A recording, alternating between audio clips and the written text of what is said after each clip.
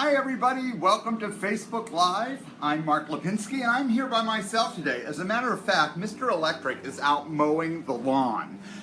Maybe you could look out the window. Can you see him? That's part of our lawn, and there goes Mr. Electric. I hope you were able to see him. Anyway, he's sorry he can't be here today, but when he went on vacation, the grass grew, and that was crazy. That was crazy. So now he's trying to get rid of all the grass. I don't have a whole lot to talk to you about today, but I say that every week. But I do have some things I want to show you, and I have some questions I want to ask you, and I need your opinion on some things. So why don't we just get started? Helen is here. Hi, Helen Marie from Philadelphia. Nice to see you. I'm glad that you're here. Look, I just noticed I cut myself with my razor today while I was shaving. That is so butch. Actually, that is so G.I. Joe. Remember G.I. Joe had one of those things? Hi, Karen. How are you? Hi, Tracy. How are you? I'm glad that you're here today. I'm looking through my Romper Stomper mirror, magic mirror. Boy, the heat finally broke. Hi, Linda Williams-Hicks. How are you, Sweet Pea? And Melissa joined us. Hi. So finally, the heat broke, which means I might start walking again. Now I have, as I said, I have not a whole lot to talk to you about today because, well, here's the thing. You know, when I had my kidney transplant and then I was ill, I have to go to the hospital and get checkups and blood work every so often. And now it's about in the hey, aloha, Melissa. Hi, Kate, and hi, Linda. Good morning. I had, so these tests come about every 3 months. Well, this was the 3-month cycle. So, don't forget, Sunday I was off to take a class, a very inexpensive but fun class in embroidery in Easton, Pennsylvania. My car broke down on the highway. Jeff's car broke down. My car was already in the shop. So I was towed from Easton to can you hear that? Do you hear Mr. Electric out there? He's just trying to sabotage me being alone. He's just jealous. Hi, Rachel. Hi, Mary Lou and Roz. Anyway, you're not interrupting at all, Roz. This is what we're here for. Hi, Patty. Mr. Electric is out mowing the lawn, and I just showed him a couple of minutes ago. He just went by again, the poor guy. But the heat broke, and by the way, just for the record, it's not that I said you have to go do the lawn, but he has a couple of revisions to make for his new book, for the second of his books, and so he is having to work today. So he just wants to get this out of the way. Look, I'll see if I can show you. Can you see him? Oh, he just walked by again. Oh, here he comes. So there's Mr. Electric. Poor thing. Slathered in suntan oil. He looks like he's ready to burst, doesn't he? Poor guy. He needs to come in for something to drink. All right, so there he is. So anyway, that's why I haven't been on Facebook a lot. I haven't been on Facebook. Yeah, really, Macho Man. I haven't been on Facebook because I was out. So Sunday the car broke down. Monday, I was supposed to go in for testing, but I couldn't. And instead, I was preparing for a class I taught on Tuesday in Warwick, New York. And then on Wednesday, I went for my blood work. On Thursday, I had a checkup, so I've just been running ragged. And frankly, I haven't done a whole lot this week. Yeah, you know, Patty, I am going to keep him hydrated, but he's really good about that. I am not so good about that, I have to tell you. So anyway, that's where I've been. I did get my blood work back, and because, you know, they gave me that pill to make me anemic. And as it turns out, my blood is fine. I mean, I'm doing just great, and I'm on the road to recovery. Now, I mentioned to you that I did a class on Tuesday, which I was really, really anxious about, mainly because I thought that Mr. Electric and Marie Bostwick, who was helping me out in canceling classes. Speaking of Marie Bostwick, here's a Marie Bostwick mug I'm using. Somehow this class was overlooked and I couldn't cancel. So I had taught the class many times before, and I thought I would try it, but I wasn't really sure whether I would get through it. And in fact, I did get through it. There were a couple of things I forgot in retrospect, but nothing insane. And the people were wonderful, and as a result of taking a chance with me, because they said, don't cancel. If you need to rest up. We'll let you rest. We'll be okay. You'll be okay. We won't torture you, and they didn't. And you know, the Warwick Guild is just a really, really nice guild. I've never heard any teacher talk about them other than just high praise. So I decided to do another class there in November, just kind of not a class, a workshop, because I'm teaching some new things next year. So I'm not going to be teaching as much as I did the past years, but I am going to teach a couple next year, and I have my schedule. So let me tell you what some of my upcoming classes are, or things are. I'm doing a lecture in October, this October in Princeton, New Jersey, and I can't remember the date, but I'll put it on my website sometime this week. But it's a slow stitching movement and small trunk show, so that's one thing. Then, Helen Marie, I did meet your guild, didn't I?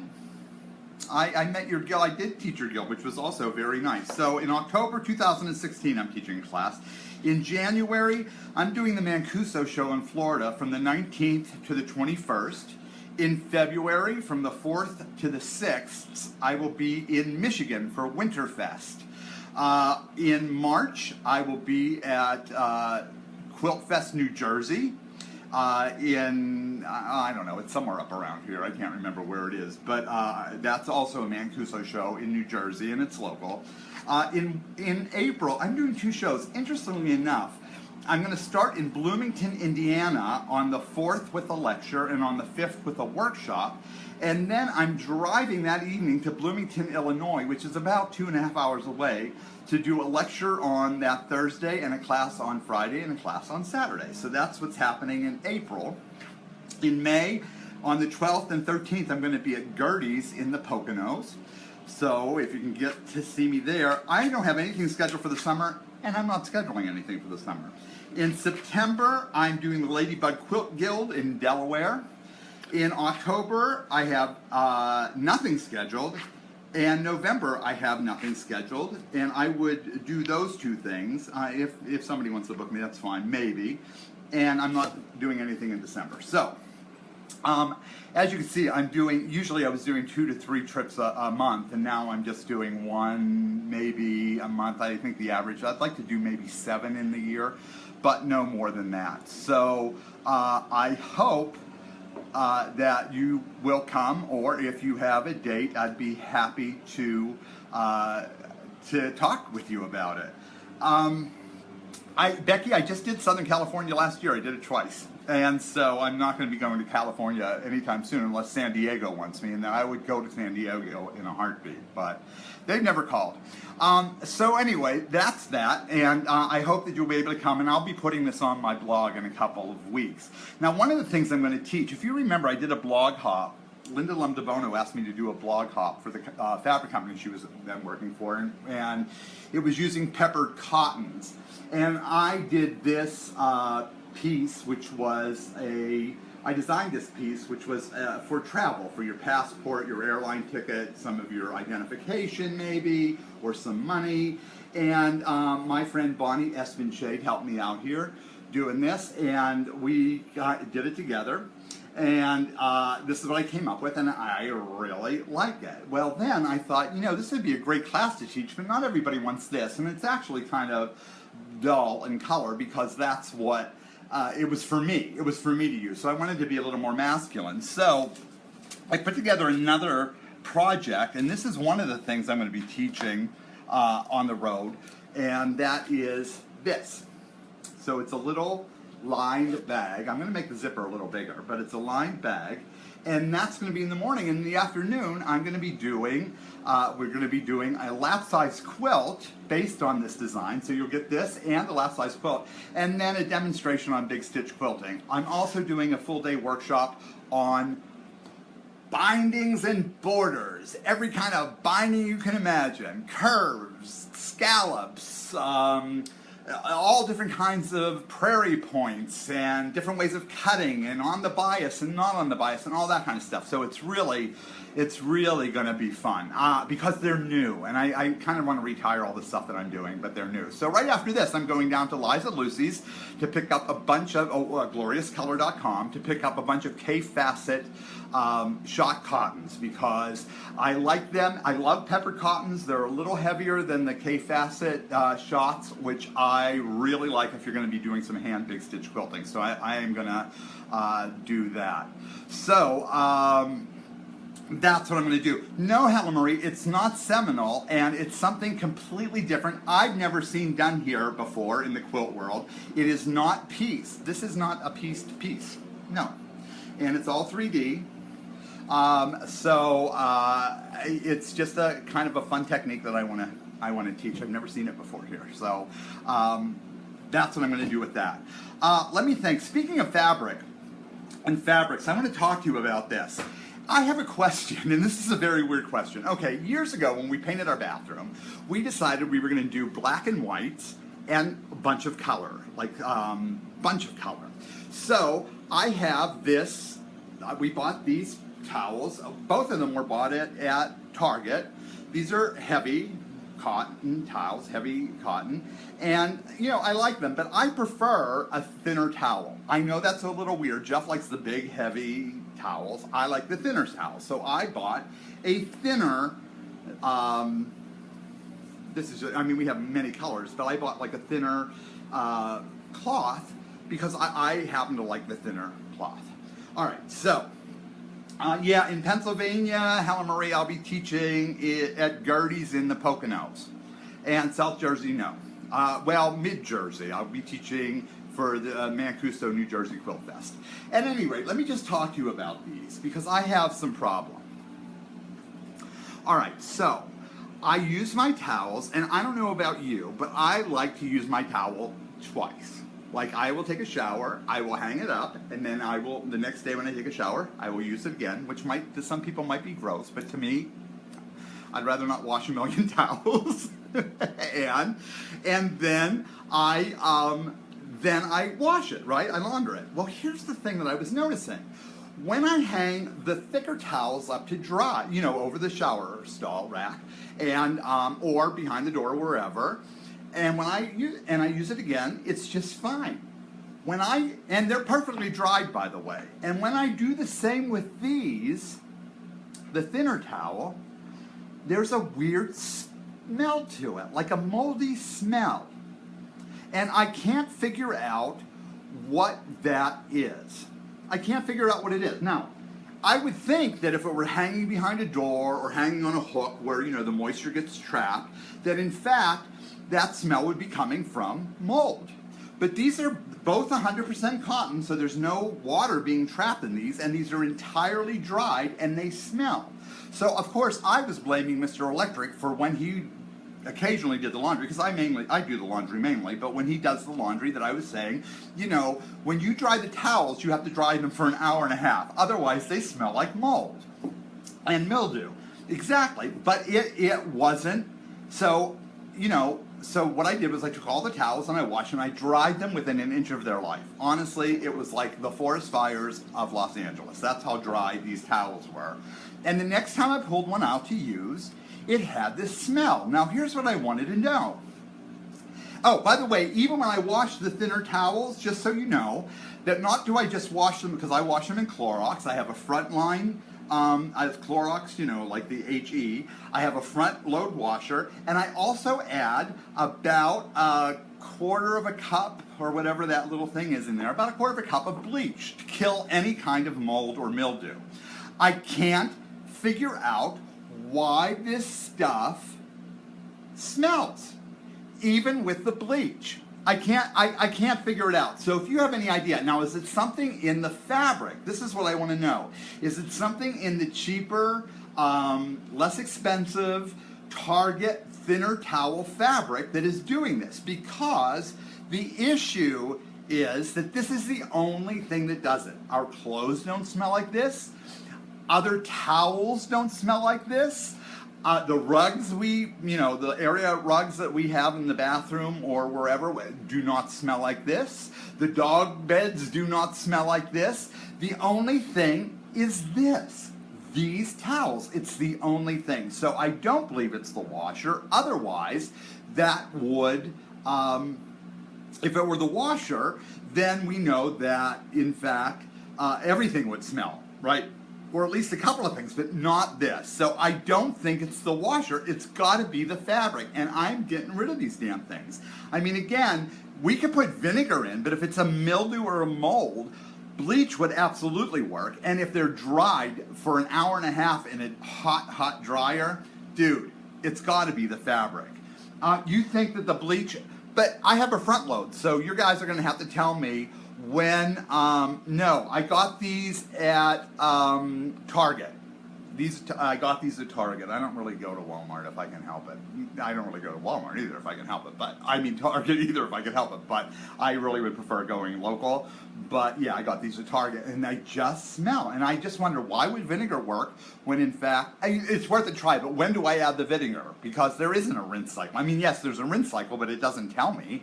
I just have to, I don't know, put it all in at the beginning. So anyway, that's that. I think the cotton sucks, and there's something wrong with it, and I keep blaming Jeff, and I'm going to continue to blame him. But if you have any ideas, I would really like to know. All right, so I'm taking a class, online class. I've never really taken those kind of classes, but this is a class with one of our cupcakes. Her name is Kimberly Baxter Packwood, and the name of the class was Pretty Pigments. Now, I have to tell you, I am a little...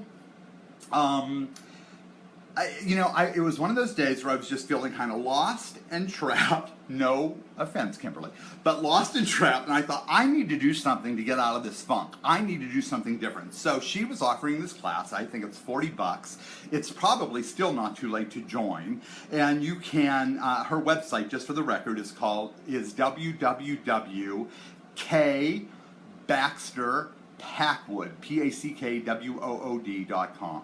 kbaxterpackwood.com, and you can see about the Pretty Pigments, and it goes up and you get to watch all these videos and stuff like this. Well, I was interested in the fabric work that she does, but in fact she's doing a lot of paper work too, and with like a lot of mediums and like, you know, rust dyeing and clay dyeing, like go dig clay from your yard if you're lucky enough to have clay in the yard. We have all rock here, and I don't even know whether New Jersey has clay, so if anybody is out there from New Jersey, just private email me or private message me and tell me where I can go dig up some clay. But in the meantime, she did have a small, you know, a class list, and I got some of my stuff yesterday, and I was really kind of excited because these are, and they're all earth tones, but they come in every color.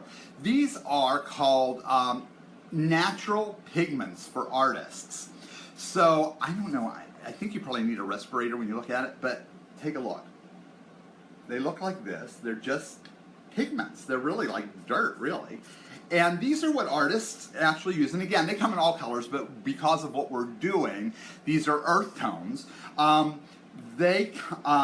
You mix them with like soy milk and with you know, all kinds of different stuff, waxes and stuff, and you can actually mix this with like clear, you know, oil paint to create your own colors and whatever. So I thought that was really neat. I hope that we're also using these for fabric, because I'm really dying to do some of this really beautiful dyeing on PFD fabric, prepared for dyeing fabric. And also, one of the first lessons, and I haven't really gone through her videos yet, but one of her first lessons is how to scour your fabric. So it's about boiling water and putting soda ash in it, I believe, and that takes all of the sizing and all of the everything out of your fabrics to make it raw. Now, I don't know whether it bleaches your fabric. I don't know. I'm going to try it. But I would also like to try these methods, these painting methods, because there's all kinds of painting and again, waxing and rusting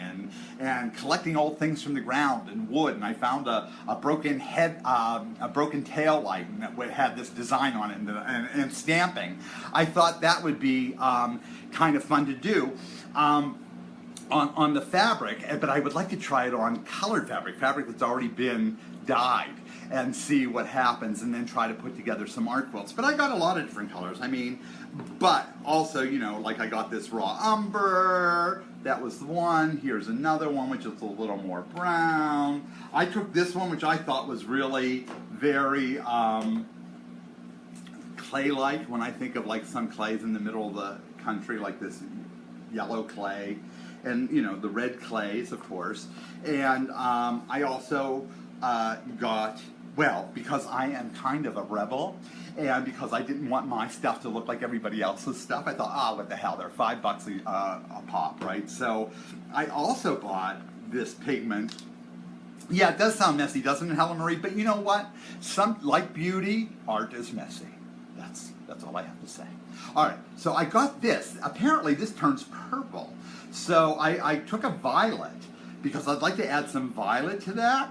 And I also thought about this one. So I have something called Maya Blue, which was just a delicious color online. And frankly, it's even a more delicious color in person. So no, Tracy, Michaels does not have it, and I ended up getting these. You know what? I'll put it on my website, because I don't know where I got these. I mean, I can't remember where I got. Wait, here's the box. I got it from a place called Natural Pigments. I think it's naturalpigments.com. They're in California, near Mendocino.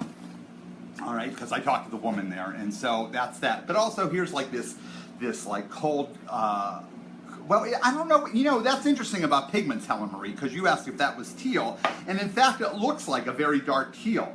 But what I don't really know about pigments, or what I do know about some things just from dyeing Easter eggs, that if you put those little tablets in your water and vinegar, that, you know, it might look green, but it's not really green. Or the purple looks like an ugly color, and then it turns into this beautiful purple. So I'm not really sure. Oh yeah, Terry says that sex is messy too. All right, so then we have this wax resist. There's all different kind of resist, and we're even using stuff over the counter. Like, you know, that as a resist, like that Elmer's glue with the, that's gel, the blue gel. That can act as a resist. Potato starch was another thing on the list, which I had never really heard of. But I found it in the natural food sections of just my local grocery store. So there's a lot of stuff like that, plus some watercolor sticks and some oil bars and some Shiva sticks. And so, you know, it's all kinds of things that can kind of, who knows what this can turn out to be. Also, she said, you know, it's not a requirement, but she suggested if you have any gold leaf or silver leaf. Well, when I looked at how much it costs, I'm like, to hell with the gold wheat leaf and the silver leaf. So I bought something called the composition meadow leaf, which is not, okay, so it's sealed, so I don't even know what it looks like, but it's supposed to be gold, all right, but it's not real like gold leaf. And then this thing, rather than silver leaf, which was also expensive, I ended up buying, and this is open because I showed it a little earlier, it's silver. So it's really aluminum, it's aluminum leaf. But who's going to tell the difference between aluminum and silver, really? Do you really care? I don't care. So anyway, that's that. So if you're interested, you might want to take it along with me. Oh, and while I was at Jerry's to buy my stuff, I found this thing. I'll show it to you next week. It says, if you, you know, they had a little disc of this stuff. It was all earth-toned watercolor blocks, and that's what it looks like. It looks like a little bar of soap with a hole in it. And they just had a piece of water there, a little jar of water there, and a paintbrush and some scrap paper. You can't believe, well, you know, artists are so creative. Some people, you know, if you're an artist, you're an artist. You just take the brush and you paint this little thing, and I'm like, oh my God, I couldn't do that in a million years, and they did 3 strokes. But, you know, part of being an artist, part of being a quilter, part of being a, you know, any of this stuff is really about practice. You do it, and you learn it. So that's interesting. So I'd like you to try that. Now, or not try that, but you know, just try just doing it and don't be afraid. And that's what I'm doing. Look, everything I have here may end up turning just baby poop brown, because that's my experience with dyeing fabric and mixing dyes.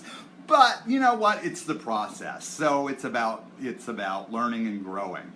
Now, you know, I'm still doing my slow stitching. I'm still needle working to beat the band. Lots of embroidery. I'm doing lots of cross stitch, and you know, I'm still battling with this damn pillow. I have 4 blocks to do before I'm finished with the baby quilt, and then I'm battling with this pattern for the ring bearer pillow, and so I chose some colors. originally it was white. I know this is a little yellow in here, the light is a little yellow, but it was white on a white background. This, believe it or not, it's white and white, with a light blue, like a very light blue, and then a dark blue for highlights, and that's what I chose. But then on my way back from the hospital, I did go to Edwardian Needle, and though I said I was going to go just to window shop, I ended up buying some stuff. Not very much, but a little. And so I decided to go with the white with a really pretty melon or pretty light peach. The accent will be the darker peach. And instead of white on the white, I'm actually going to use an ecru. So I think that's going to be my secondary pattern. And I really, really, really like that. And then for the beads, I thought I would use, again, the ecru colored pearls. And then I found these, and it's hard to see it in this light, but believe it or not, they're kind of clear, but they're more, when they reflect in the light peach. So I think that will be the perfect combination, and now I'm finished with at least picking out the fabrics for that.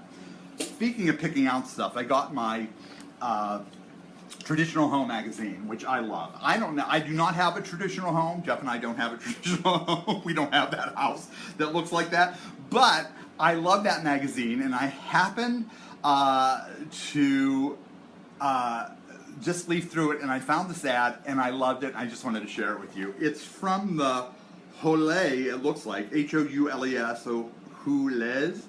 I don't know. It's, whatever, it's French. In Paris, and it's about trimmings, fabrics, and hardware. And I just thought, aren't people creative? It's all trimmings and fabric and hardware made into a big hat. And I love this ad so much, and I just wanted to share it with you. I thought it was fun. And, you know, there's a lot of inspiration in these kind of things. Just look at the colors that they use and that they blend and that they mix.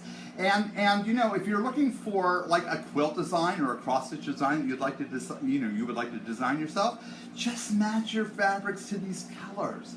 They work so beautifully together. Some like $200,000 a year designer, and some company who spent thousands and thousands and thousands of dollars for these full-page ads have already done the color work for you. So use this as your inspiration. All ads, really. Greeting cards. That's what I gotta tell you.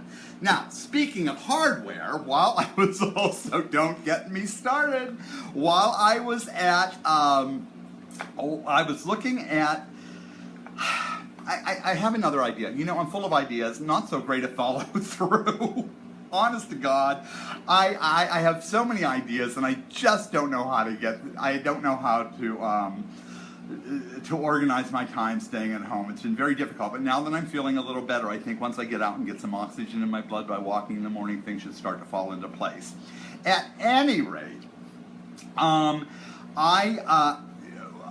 let's see, not Mickey D's, red and yellow. Oh, well, Helen Marie, you might be surprised. I did a whole quilt called, and you might have even seen it, it was called Ketchup, Mustard, and Mayonnaise, and it was McDonald's red and yellow and white. So yeah, and it was published in one of the magazines, so you actually can be inspired by McDonald's. All right. Hi, Lori. Good morning. So while I was like searching online, and I have this idea for this embroidery stuff, and I'm still working on. You remember I asked everybody to send me crocheted doilies. I'm still working on that. I mean, I have a million things that I want to do, and really, at my age of 59, I'm not sure I'm going to have enough life left in me to finish them all. But, and I want to talk to you about that too, scheduling too. But I was like searching around, and I started thinking, I'm going to start playing with a little bit of Brazilian, inspired by the Olympics, Brazilian needlework, right? The Brazilian embroidery. It's not really my taste, but I love the look of it because it's all bullion stitches. And a bullion stitch is literally just putting a long needle through your fabric, going around maybe 10, 15, 16 times with your thread, and then putting it back in so all your threads are wrapped. And that's what a bullion is. So it could either lie flat, or it could, you know, it could hump up if you go closer, or you could push it to the left or to the right. So that's what that's basically what Brazilian embroidery is. So while I was looking for bullion and bullion stitches, I came across this Indian technique that I absolutely loved and had no idea how to do it, and I never understood quite how the Indians did this, and that was gold work. That was, and what you need is gold, silver, copper, brass, bullion thread. Well, don't you know the Edwardian needle has it? It's a little pricey, but not that pricey. And I, just to try it out, only bought about a half a yard of each color, just to show you guys. But take this for example. This is bullion thread. Now what bullion thread is in metal, bullion metal threads, is this. Take a look. It actually feels like a lightweight chain you might wear around your neck. But if you look closely, let me see if I can get this in focus for you. All right, you can actually see there's a spring to it, right? But take a look at this. Can you see? I'm trying to get this in focus for you. Can you see there's a little hole right in the middle of it? It's actually a tube of spun gold. So what you do is you get a chipping box, and the chipping box for gold work is nothing more than like a cigar box or a little box that you would cover with felt, and then you would snip these with serrated scissors. So I'm going to just snip it, and you need serrated scissors. And by the way, I sell these on marklipinski.com. They're the Karen K. Buckley scissors. I have 3 sizes, but you need the serrated. A regular flat scissor won't work. You just snip the thread like that. Now when you're actually snipping, click, click, click, click, click, they fly all over the place, and that's why you need a chipping box, right? But then you just put your thread, your needle and thread, silk thread by the way, and I also sell that on marklipinski.com, and you put it through with a milliner's needle, and then it lays down beautifully on your fabric like a bead. Now that's one thing. Now here's the other thing about this. Now take a look. Remember I said it has springs, right? So here's what happens if you get this particular one, and they come in all different kinds of textures, but this is just one I'm going to show you. But if you take this, and this would be good even for doing some embellishment in your quilts, and you stretch it out a little, see that? Then you get your, I'm trying to get this in focus down. It's hard because this isn't really a, you know, a big machine, but you can kind of see it like this. Then you just get your silk threads and you couch this down, and it looks like gold beads. Isn't that like amazing? I love this. So now you have a big one. So now you can go, you know, around things or whatever. So yeah, this is actually a spiral. They're actually springs. So it comes like this, and I think I showed you this one. So take a look at that texture. I bought a couple of textures. Okay, it's this. But they come like in a million textures and in a million colors as well. They even come in colors. But here's another gold one. And you can see this just looks like a rope. It's very smooth, right? But you can see it still has that hole for your milliner's needle and your silk thread. See that? And it also has that little bit of spring. But you're going to get a different look. And so I got that. I think they were like $5 for a half yard, but I have to tell you something, and I love Edwardian needle, and that's where I support it because there's no other shop like that that I've ever been to in America. But, and they do mail order, so you can go to the EdwardianNeedle.com and in New Jersey and ask them for some. But I've also seen this on eBay, and it's much less expensive. But it's from China, which means it will probably give you cancer, but what we do for our art. So anyway, here's the silver. Now look at this. This is springier. And it is, let me get this right. Yeah, it's hard to do. Let me get it smaller. So you can see it has a different kind of a different kind of a texture. But it also has that hole in it. This is a very, very fine hole, but milliner needle. And it also has a much tighter spring. Anyway, it's called bullion thread. It's used for gold work, and there's a million of these. So take a look at it. I think you'll really like it. And so I want to kind of play with it and look for gold work on Google and or Pinterest. You'll be amazed. Now, some of you whom I've done trunk shows with have actually seen my Homeland Security quilt from Islamabad, Pakistan. And that was all done with gold work. And remember, if you remember my lectures, I could never figure out how that was done or where to get these threads. I finally found it, 20 years later. So I'm very, very, very happy. Paula Doyle, if I can stay with you, I will come over and take some courses at the Royal School of Needlework. That's my dream. I would love that. I wish actually there was a Royal School of Needlework or an American School of Needlework here. And I think there is in Williamsburg, Virginia perhaps, but I actually attended a lecture for the State Quilt Guild of New Jersey of a woman, and I can't remember her name, and I'm going to have to ask my friends, of a woman who actually went to the Royal Academy or Royal School of Needlework, and she in fact had these wonderful binders, and every page was a different kind of needlework. It was, oh my gosh, it really makes your blood kind of just run so freely. It's just such a wonderful thing. So so Paula, if I could stay with you, I'm there, and then I'll come home and I'll teach you everything I know. It's a twofer. All right, so that's that. I want to tell you something about what I showed you last week. Remember I showed you Kay Fassett's Bold Blooms by Kay Fassett and Liza Lucy, which is this remarkable collectible book. It's not just a quilting book, folks. It is a wonderful, collectible, creative book. This is a very serious book. It's not like a quilting book. It's a very serious book. And I told you you can find it at gloriouscolor.com. Well, I didn't realize at the time that I had an advance copy, and it was a pre-order. I spoke to Liza Lucy today, author of the book, and if you order it from gloriouscolor.com, it is in stock right now, and it is autographed with Kay Fassett. Everything you buy there, everything is autographed. So if you wanted to do that, go to gloriouscolor.com. The book is on their opening store page, just so you know. All right, so that's that.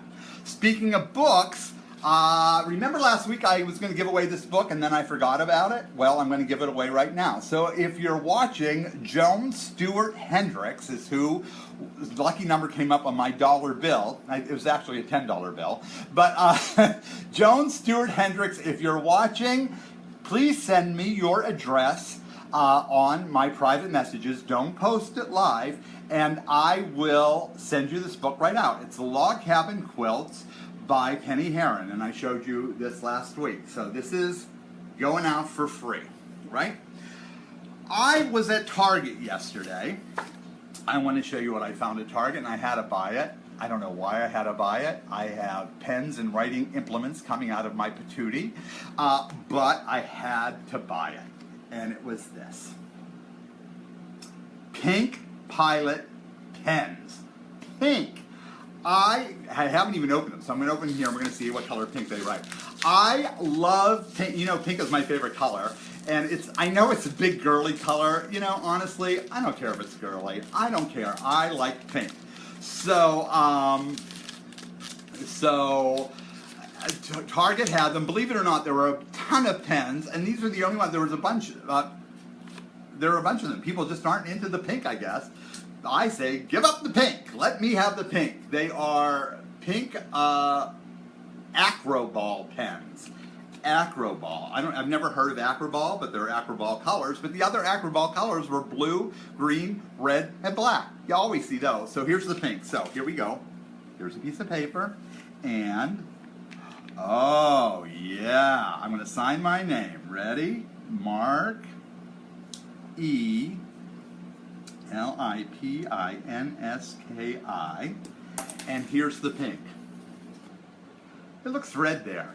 It's really a pretty pink though, I have to say. I need to get new lights. These are too yellow. I'm getting new lighting in here because you can't see it. Anyway, this is it and it looks terrific. I love it. So I think they were $2.50 for 2 pens, which isn't so bad. I don't know when I'll ever use them, maybe for thank you notes. All right. I also got this in the mail, and I was shocked beyond belief. This is from my friend, actually a former student, but now friend, Sally Maxwell from Virginia.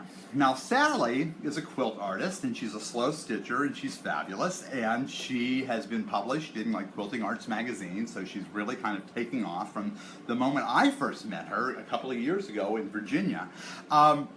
Anyway, Sally wrote a book called Sally Wants to Be a Scientist, and it's a study of Eastern box turtles, and she self-published this. And I thought, do I look like I have jaundice? Well, I have a yellow skin anyway, but yeah, I do I look a little yellow. But anyway, Sally has this book out. It's called Sally Wants to Be a Scientist. And it really is a very interesting little read. I was so, I didn't realize that she did. So she had these turtles all in her backyard. And so she just started documenting the turtles. You see the turtle, and then there's Mr. Electric. Oh no, that's a squirrel. Anyway, the E stands for Edward. Cherise, that's what Mark E stands for. Edward, which is my dad's name. And then of course Evan, which is my son's name, has the E for my dad, and M, the middle initial, Mark, for me. So that's what we do in my family with the oldest son. So anyway, she wrote this great book, and it's really very interesting. It's kind of like a kid's book, but not like a not like a baby book, but it really kind of just talks all about finding these turtles in her yard, and I mean, just a lot of really good information, and just fun. And now, I don't know about you guys, look at this, it's amazing. And she took all these pictures, and she fed the turtles, and she got in touch with the Department of Turtleology. I mean, it's not really turtleology, there's something that's really kind of called that, but I have no damn idea what it's called. It was here somewhere, but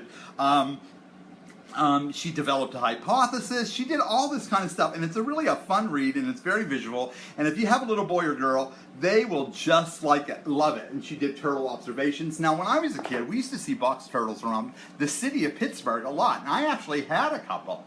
But I think that I think they're still around. I mean, they make terrific pets, although I don't do that kind of thing anymore. And then, as I was reading the back of the book, I have to tell you how touched I was. But she had an acknowledgement page, and I have to look at this. There's me. I'm in the acknowledgement page. As now to the lights along the path, Mark Lipinski, who showed me the path with Julia Cameron and the slow stitching movement, which led me to Allie Aller, you know Allie Aller, the crazy quilter, who suggested this book, to Meg Cox, who's my buddy and partner in crime, who led me to the Quilting Alliance, and their Don't Fade Away conference, which led me to Amy Milne and Kyra Hicks. I mean, it goes on and on and on. So I was so pleased, but I didn't even realize until I turned on this video today that this was actually had my name in it. So that's that. And I am going to give away something. I'm not quite sure what I'm going to give away this week, but let me see if there's anything else here I want to show you. I think not. I think that's it for me today. But I am going to give away a book. Remember, we talked about this book a couple of weeks ago, about 3 weeks ago. It's called Quilt Therapy. Quilt Therapy. And it is a coloring book, but it's all quilt designs. So you get to design your quilts as a coloring book. Isn't this a great book? This is also done by Amy Barrickman and IndigoJunction.com. So if you don't win, you could buy it. It's a pretty hefty book, I have to tell you. I don't know how much it is. I don't see the price here. But, do you see a price? No, I see no price anywhere. But anyway, it's a hefty book. And it is, it doesn't have page numbers, but it's a lot of pages. It's a lot of pages. And so, if you're into the coloring, and if you'd like to color your own quilt blocks, you need to order your own copy from Amy Barrickman, and that is at IndigoJunction.com, and you spell that INDYGO junction, JUNCTION.com, and you can get your own copy. Now, this is how you can win this copy. I gave away my middle name today, Mark Edward Lipinski. Now, every good Catholic boy has a confirmation name, but I want you to guess what mine is. My confirmation name has 7 letters and 2 vowels. Can you guess what it is? Put your answers down here in the comments, and once everybody answers, what I'll do, 1 answer please per person. If somebody guesses it, I will send you the book. If several people guess it, I'm going to put all your names in a hat, and I will give you the book, and I will pick those out probably before next Sunday. Or next Saturday, before next Saturday's show. So until then, I'll see you. If you need me, if you want to book me, if you want to talk to me on Facebook, if you want to talk to me on FaceTime, whatever you need, just give me a note. Drop me a note either on Facebook in the private messages section, or you can leave a note for me here in the comments, or you can email me at pickleroadstudios@me.com. That's it. I also, just for the record, want to tell you that I am working on my YouTube channel, and all of these videos, I finally figured out how to put them up on YouTube so you could watch them in succession, and I can actually start giving you information on how that all works, right? Oh, I think I hear Jeff. Hold on. Hey, Jeff, are you here? Jeff? No, it was just the dogs yelling. Anyway, or barking. I yell, they bark. Anyway, have a wonderful, wonderful week. And if you need anything again, just write me. I'm not much of a teacher, but I hope I can inspire. Thanks a lot, you guys. Bye-bye. Bye.